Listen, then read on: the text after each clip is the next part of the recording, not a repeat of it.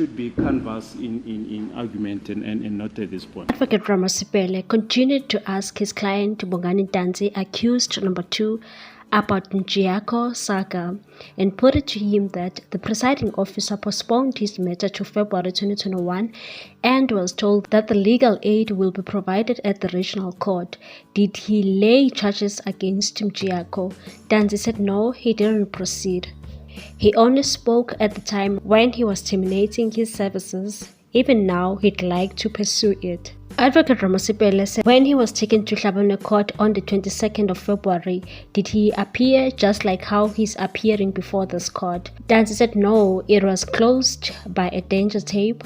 Ramasipele said in his testimony, he said the prosecutor went to him in the car to confirm that he was brought by Mogane. And was it a male or a female prosecutor? Can he also estimate his age?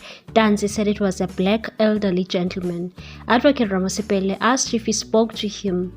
Ntanzi said no, they opened the window and he spoke to Mogane and Mabena. He didn't hear what they were saying. The advocate continued and said it's on the record that on the 29th of June 2020, the court was not operating because of COVID-19 regulations.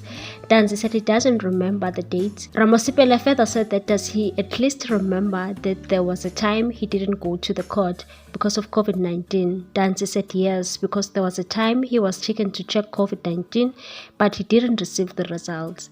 Advocate Ramasipele read the conversation between the prosecutor and Mogapagis, and somebody was asked if they were in the right court. The prosecutor said he is in the right place and is appearing for the first time. Ramasipele said this was his first day on the 13th of February in court.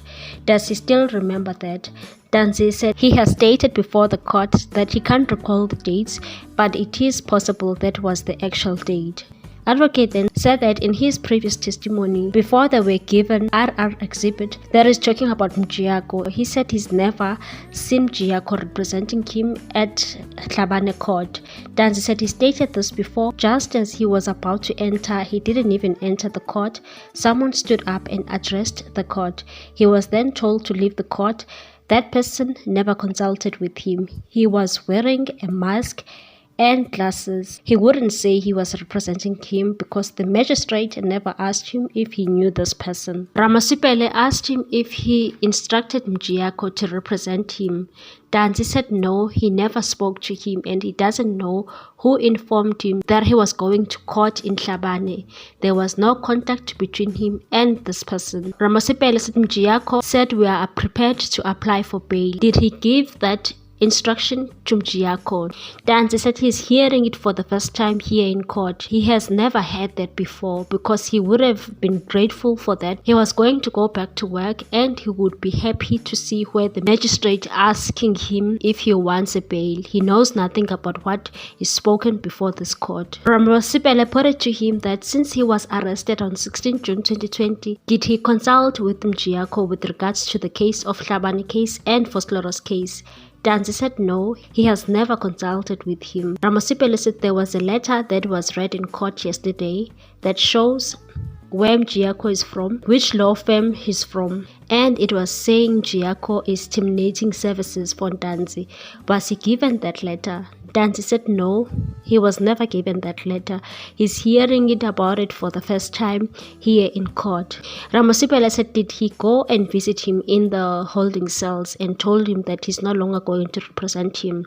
Ntanzi said no, he's the one who terminated his services in Rustenburg. Ramasipele said Mjiyako appeared on 20 August 2020 in Rustenburg and told the court that Ntanzi is abandoning the bail. Did he give that instruction? Ntanzi said he has never spoken to him because he'd be happy to go back to work. Ramasipele asked if he personally financed Mjiyako to represent him.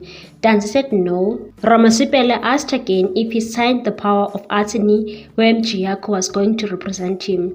Ntanzi said no, it was the first time seeing him on the 24th. He was never given any letter from him to sign. He only said he'll visit him, but he didn't. The advocate then asked, after the withdrawal from Mjiyako, was he issued with a letter of demand that shows he is owing him. Danzi said no, he didn't.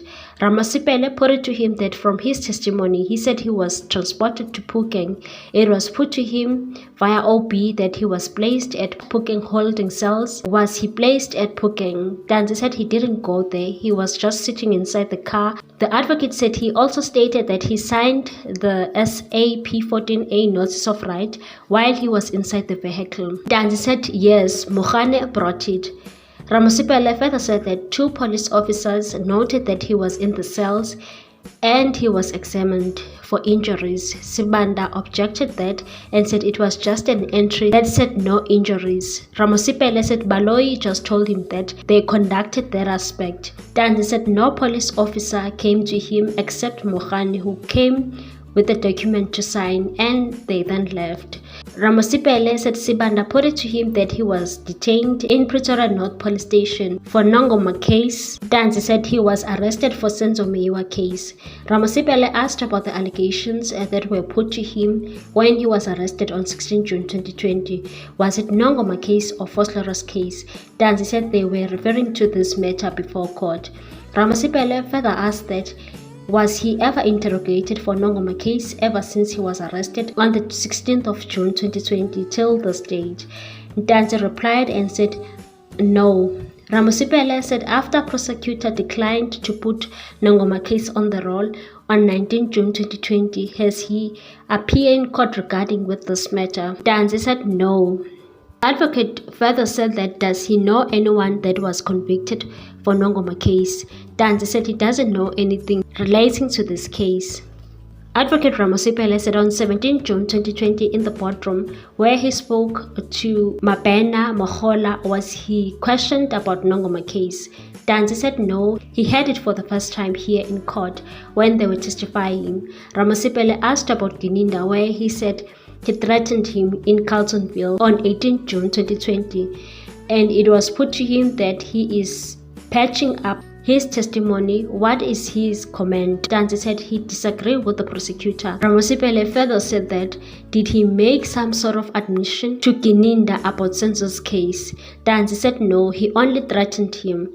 Ramasipele said did he ask for an independent officer so that he can make a statement? Sibanda said he is now leading a witness.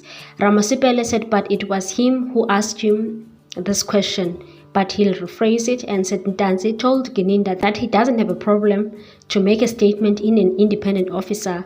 Danzi said no, he has never said so. Ramasipele further asked him if he spoke privately with Gininda at any stage. Danzi said no, he never had a private conversation with Gininda. Ramasipele said it was put to him that he's fabricating the events of 18 June 2020 where he said he was assaulted. Danzi said it happened and it exists. Ramasipele further said that the Toyota Fortuner never went to a dumping site. Danzi said he was traveling with that car. Ramasipele then said it was put to him that the car never went to Orlando. Danzi said he's the one who saw a board written Orlando. They were traveling with that Fortuner.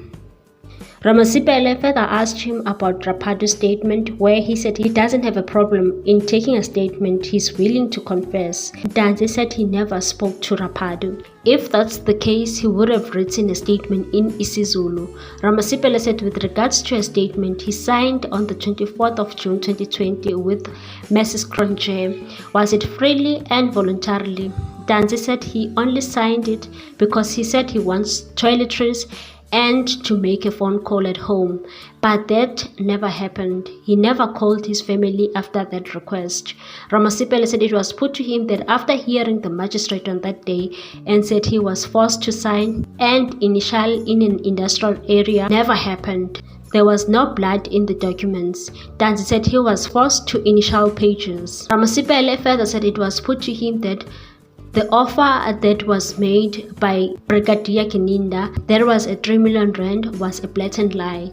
Danzi said it happened and the prosecutor was not even there. Ramasipele put it to him that he was told by the court that does he think that the magistrate, the interpreter, the prosecutor and the police officers also involved in his conspiracy? Danzi said in Boksburg he was never given a chance to speak. He wasn't even taken to where other prisoners were. Someone would just address the court and would be told to leave. And with the police, yes, they worked together, and he didn't know where the white lady worked. Ramosipele said it was put to him by a prosecutor that he didn't show the magistrate where he was hurt, and didn't show Rapado his t-shirt that it had blood stains. Danzi said with Rapado he was there when he was assaulted, and with the magistrate he didn't write which shoes he was wearing. He was also supposed to include it. That alone indicate that he was never asked anything. She only saw the upper part of his body. He was also asked about heart problems that was put to him. Did he tell the magistrate and the doctor that he has a heart condition? Danzi said that was a big lie. No mining company would hire him if he has a heart problem. What's your take on this one, people? Thanks for watching. Please subscribe for more news.